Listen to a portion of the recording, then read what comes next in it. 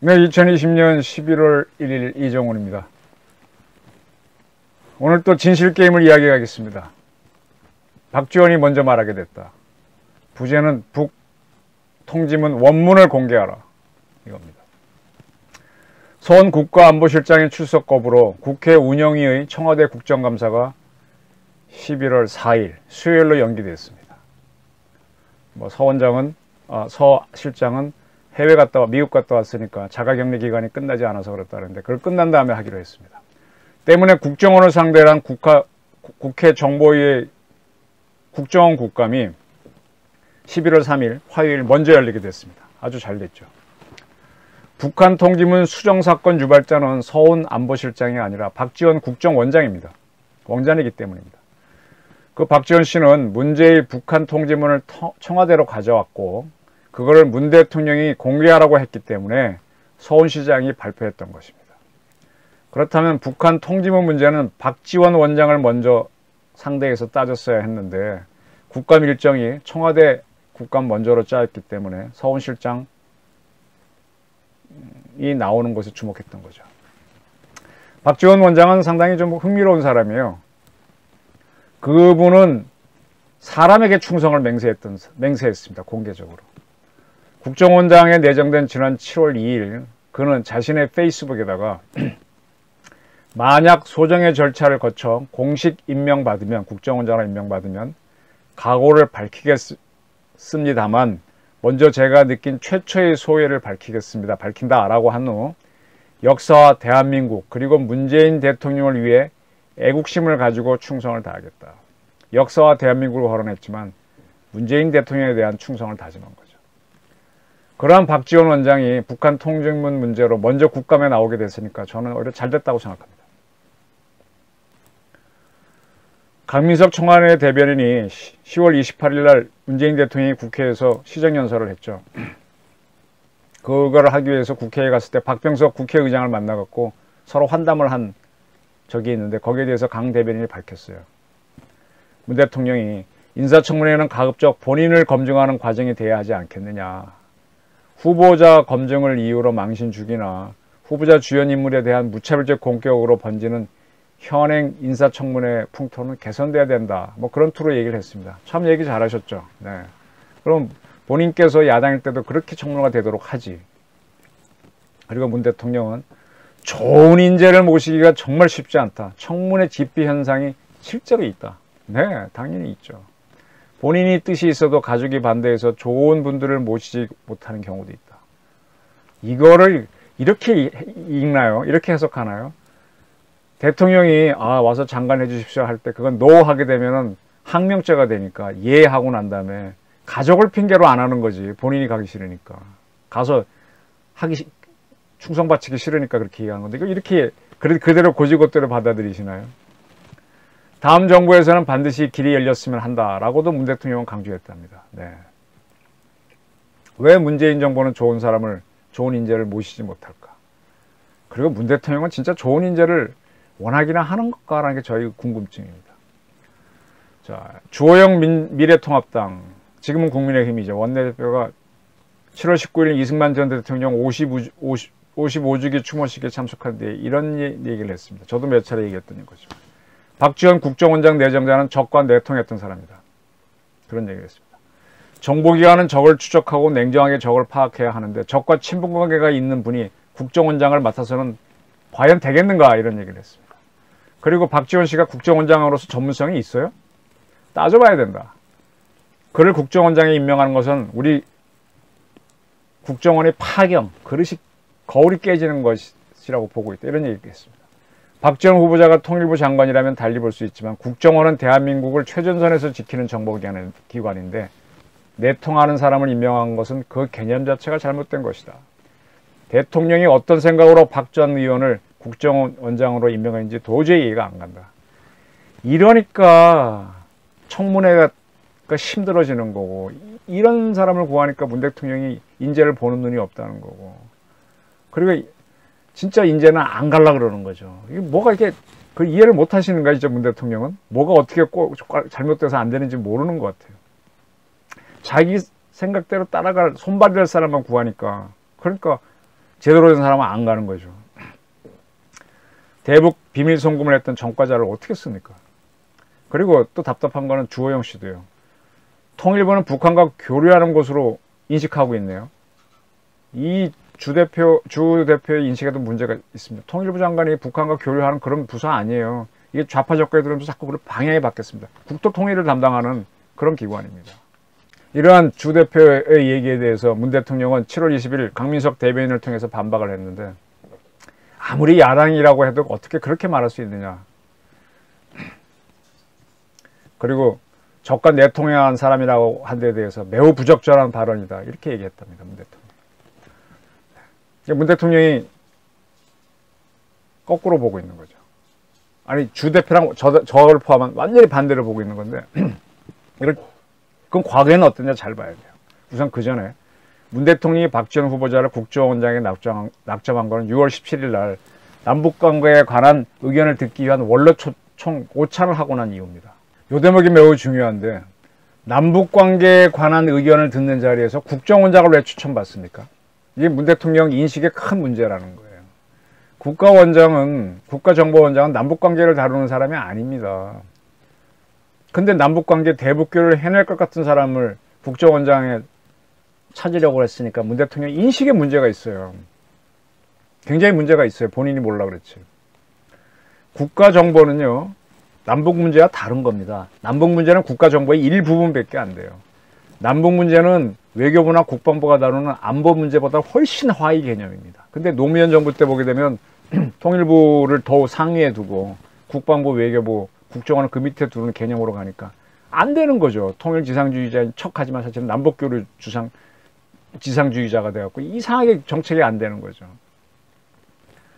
남북 문제를 통일로 규정하는데 통일이 아니에요. 이거는 통일은 국토 통일이 통일입니다. 솔직하게 이야기하면. 나중에 국민 통일은 그 다음 문제고요.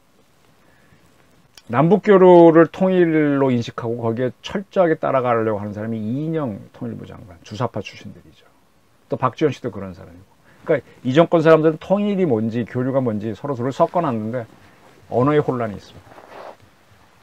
7월 5일 청와대 핵심 관계자는 분명히 밝혔어요. 박지원 후보자를 낙점한 것은 문 대통령의 결정이다. 선거 때 일어났던 과거사보다도 국정과 미래를 생각한다고 자신 있게 말할 수 있다라고 하면서 문 대통령은 골랐습니다. 그런데 문 대통령과 박지원 씨는 악연이 많아요. 2003년 노무현 정부가 들어섰을 때 그때 문 대통령은 민정수석이었거든요. 그러한 노무현 정부가 대북 송금 특검을 수용하면서 수사에 들어갔지 않습니까? 그러면서 대북 송금한 거를 밝혀냈죠. 그래서 박지원 씨를 구속하게 되죠. 그때 민정수석이었던 문 대통령은 송영근 기무사령관을 만나서 국가보안법 폐지에 송 사령관이 총대를 매주셔야 하는 이런 얘기까지 했습니다. 이건 제가 송영근 사령관을 그 후에 인터뷰에서 다 밝혔던 거거든요. 그 정도로 보안법에 반대한 사람이 문 대통령입니다. 문 대통령에 대해서 잘못 이해하는 분들이 굉장히 많아요. 박지원 씨는 대북 송금에 분명히 관여했고요. 그때 DJ 정권 때 국정원이 돈을 보냈는데 국정원은 누구를 통해서 보냈느냐? 국정원이 퇴계로 부근에 있었잖아요. 남산에 있었잖아요. 그래서 외환은행 그 앞에 있는 지점하고 많이 거래했는데 그 외환은행을 통해서 미국 재무부가 테러 국가들이든지 이런 적국에 가는 돈은 굉장히 오파크라는 기관을 통해서 감시하거든요. 그걸 속이면서 돈을 보냈잖아요. 중국은행으로 보냈는데 중국은행에 한국계 외국인 계좌를 만들어 놓고 그 계좌로 보내서 거기서 다시 이제 중국은행 거쳐가지고 북한으로 송금하게 한 걸. 그걸 이제 제가 한번 취재해서 쓴 적이 있고 외환은행의 관계자들하고 만나가지고 밝힌 적이 있죠. 이렇게 해서 이제 박지원 씨는 구속 투옥이 됐었기 때문에 2015년 새정치민주연합 당대표 선출 전당대회에서 박지원 씨는 문 대통령을 친노 패권 세력이라고 비판했고요. 또 경선 규칙을 둘러싼 갈등에서 문 대통령을 무능하고 비열하다 이렇게 비난했습니다. 그리고 안철수 씨와 탈당해 국민의당 만들어갖고 2017년 총선에서 호남이 28석인데 23석을 가져가면서 문 대통령의 치명타를 안겼던 정적입니다. 그리고 이제 그 이듬해 2017년 대선에서는 아침마다 문 대통령을 비판했죠.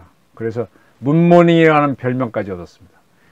이러한 글을, 정적이었던 글을 북한과 통할 수 있다는 이유로 덜렁 임명한 게, 국가정보원장 임명한 게 문 대통령입니다. 이게 숙고하지 못했다는 얘기죠. 그때 청와대 핵심 관계자는 문 대통령을 옹호하느라고 박 후보자를 직접 국정원장 후보자로 가닥을 잡고 이인영 통일, 정의용, 임종석 외교안보 특별보좌관 등이 역할 분담을 할 것이다. 그리고 대통령께서는 지난날 일은 개의치 않는다. 대통령과 박지원 씨의 악인에 대한 평가가 있을 것이라는 것을 모를 리 없었을 것이다. 그럼에도 불구하고 국정과 미래를 중시한 것이다. 이렇게 청와대 관계자는 밝혔는데 결국 남북교를 뚫으라는 거 아닙니까? 그럼 이렇게 되게 되면 그것만을 위해서 하다 보니까 국가정보의 왜곡이 일어난다는 겁니다. 박지원 씨는 아까 밝혔던 분명히 사람에 대한 충성을 거론했는데 사람에 대한 충성하게 되면 정보의 왜곡이 일어납니다. 그래서 정보는 객관적을 잃게 됩니다. 국가정보기관장은 사람이 아닌 국가에 충성을 해야만 바른 정보를 하거든요. 그게 바로 이제 북한 통지문 수정 사건이 되는 거죠. 이상한 반말체하고 공대체가 섞여 있다가 그게 수정이 되고 막 이렇게 엉터리가 되는 이런 통지문 사건이 일어나는 거죠. 도대체 왜 국정원이 청와대 앞으로 되는 그런 통지문을 받아서 오는지 뭐 종잡을 수가 없잖아요. 저 이거 국정원에 대해서 질의했었어요. 모르겠다 그 말만 나길래 예 하고 끝냈습니다. 하도 이렇게 엉망이니까 홍준표 의원이 문 대통령이 십상시에 둘러싸여 신선 노름하냐라고 일갈을 했습니다. 그리고 아청꾼에 둘러싸인 자유당 때의 이승만 대통령 같다라고도 비판했습니다. 십상시 여러분 아시죠? 아시는 분은 알고 몇 년 전 정권에서도 한번 거론됐던 건데 십상시가 뭐냐? 중국의 정사가 사기가 있고 그 다음에 한서, 후한서 쭉 해서 이제 명사까지 내려가는데 그중에 후한서에 십상시라는 게 처음 나옵니다. 그리고 여러분 굉장히 유명한 관우장비 유비가 나오나요? 삼국지 소설 삼국지 원래 나간중이 쓴 건 삼국지 연인데 우린 곧은 삼국지라 그러잖아요. 거기에서도 십상시 얘기가 나옵니다. 삼국지 보게 되면 소설 삼국지에 원소가 초기에 나오죠. 원소가 바로 제거하는 못된 환관들이 바로 십상시입니다. 후한 때 문신 장균이라는 사람이 어린 황제가 영제가 있었는데 그때 십상시가 날뛰고 있다는 상성을 올려갖고 처음으로 십상시란 말은 이제 10명의 환관이죠. 그 이제 역사에 나옵니다. 후한이 나라가 엉망이 된 거는 아주 어린 황제들이 즉위해서 외척과 환관이 바로 했기 때문이거든요. 근데 어린 황제, 이 어리다는 게 어리석다는 것과 같은 거예요. 지금은 동의 안 하시죠? 어린이란 말을 방정환 선생이 만들어준 거거든요. 과거에는 꼬마들을 가리키는 특별한 우리말이 없었어요. 어리석다, 어린 그러면 어리석다는 뜻이었습니다. 그 훈민정음 해례본 다 기억하시죠? 나란말싸미 둥기게 달아 문자어로 서로 삼았디 아니할세 어린 백성이 니르고자 홀빼이셔도 이렇게 나가는 거 다 고등학교 때 외우셨는데 그 어린 백성이 뭡니까? 어리석은 백성이잖아요. 거기 보면 한문된 거면 국디엄 이호 둥국 쭉 나가면서 우민 어리석을 웃잖아. 그게 어린 백성입니다. 어린 황제라는 건 어리석은 황제인데 그 어리석은 황제가 있기 때문에 외척과 환관이 발호를 한다는 겁니다. 근데 대부분의 경우 환관이 더 권력이 세집니다. 황제의 모친이나 부인 세력을 외척이라 그러는데 그거를 환관들이 이겨내요. 외척은 황제가 부인이나 어머니를 멀리하면 바로 힘이 약해지는데 이 환관들은 이 사람들은 남성 기능이 없는 사람들이잖아요. 그러니까 이런 사람 만들기가 힘들거든요. 한번 만들면 굉장히 오래 근무합니다. 이 대감들은 뭐 수시로 바뀌는데 이분들은 태감, 큰 대자 밑에 점 하나 찍은 태감이라 그러는데 한번 환관이 되면 평생 가서 장기간 뭐 황제를 바꿔가면서 모시니까 훨씬 더 중신이 되죠. 문고리 권력이 되기 때문에 외척도 못 당합니다. 영제 때 장양, 조충, 하운, 곽숭 등이 10명의 환관이 황표를 부렸거든요. 그래서 장균이 상소를 올려서 제거하십시오 그랬는데 그때 원소란 사람이 궁중푸대타를 일으켜서 이 사람들을 제거합니다. 그리고 실세가 되니까 원소에 대한 타도 목소리가 커지니까 그걸 누가 하느냐? 조조를 중심으로 한 세력들이 모여갖고 원소를 치죠. 원소 세력하고 싸우는데 그게 관도라고 하는 데서 싸워서 관도대전인데 관도대전이 중국 역사상 3대 대전 중에 하나입니다. 네, 관도대전. 거기서 이제 조조가 이기면서 원소 세력은 쫓겨가죠. 조조가 영웅이 되고, 그때 원소는 죽고 원소 아들들이 북쪽으로 도망가서 오한이라는 데에 가서 기탁하다가 있으니까 조조가 거기를 또 공격해서 붕괴시켜버려. 오한을 무너뜨리죠. 그러니까 그 다음에 이제 조조가 죽고 조비 아들 때 사마의가 그 옆에 있는 공손시 요동국을 쳐서 무너뜨립니다. 네. 그 다음에 조비 때 겁니다. 그 다음에 이제 다시 또 그 동쪽에 있는 고구려를 관구공을 보내서 때립니다. 그때 동천왕이 되게 대패를 하죠. 그래갖고 동쪽으로 도망가서 수도를 옮겨서 하는 데가 우리 삼국사에 나오는 선인 왕검지택 평양이다. 고조선의 선인 왕검이 살았던 평양으로 수도를 옮겼다. 그렇게 되는 거죠. 네, 역사는 그렇습니다. 십성시가 극성할 때 후한은 무너지고 그 다음에 조조가 등장해서 위나라를 만들게 되고 그 다음에 중국이 삼국시대로 가는 겁니다. 그건 약간 다른 벗어난 역사 이야기고요. 자, 박지원 국정원장, 이인영 통일부 장관, 선 국가안보실장 체제를 만든 이는 분명히 문재인 대통령이고요. 이들을 전면에 내세우는 문정부의 남북 문제 접근 방식은 분명히 바뀌었습니다. 확실히 바뀌었습니다. 북한이 단절시킨 남북 관계를 잇기 위해 지나친 노력을 했습니다. 때문에 대한민국 국민이자 공무원이 피살돼도 국민을 보호해야 하는 의무가 있는 대통령이 국회 시정연설에서 피살이란 단어를 아예 쓰지를 않는 이러한 작태가 벌어지게 된 겁니다. 이게 상당히 심각한 국가의 위기라고 저는 봅니다. 의무의 반기고요, 대통령이. 문 대통령이 아주 일본을 우습게 보고 싫어하시는데요. 국민 보호에 있어서는 문 대통령은 일본을 못 따라가고 있습니다. 신뢰를 듣겠습니다.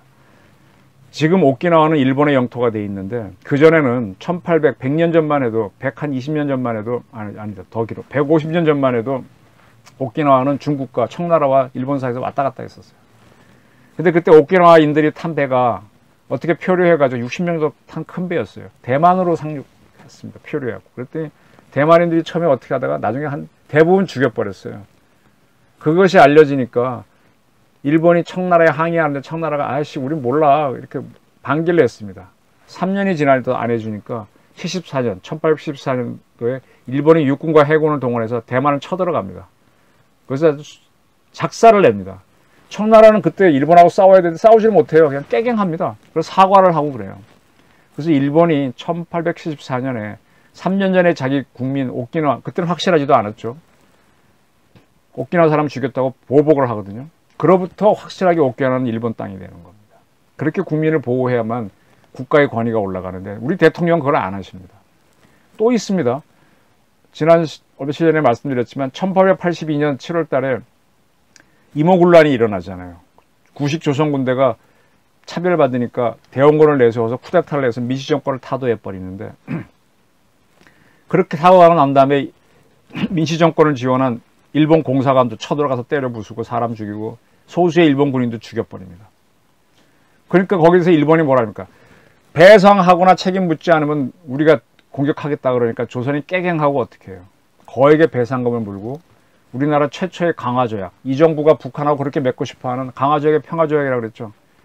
강화조약을 일본 상대로 항복하는 조약이죠. 그게 제물포조약을 처음 맺지 않습니까?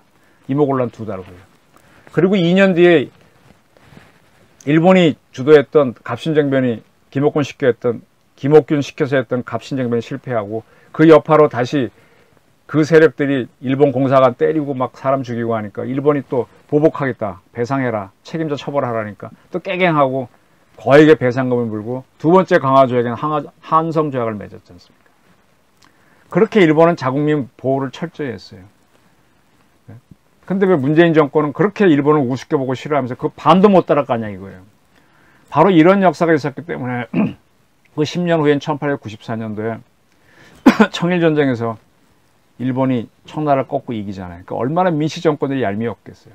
그래서 이듬해 을미년이죠. 그때 민비를 죽이는 사건을 일으키게 되는 겁니다. 민비 사례는 그래서 나오는 겁니다. 우리는 명성황후 살해 사건하고 굉장히 억울해하는데 일본 처지에서 보게 되면 두 번이나 조선 사람들이 그렇게 대들었기 때문에 그 우두머리인 민비를 죽이는 걸로 가는 거죠. 그리고 일본은 1905년 10년 지나서 을사조약 맺어갖고 외교권을 뺏어버리고 1910년은 우리를 합병하는 이렇게 가는 겁니다. 지금 북한하고 통일을 하겠다는 생각이 있으면 문재인 정권은요.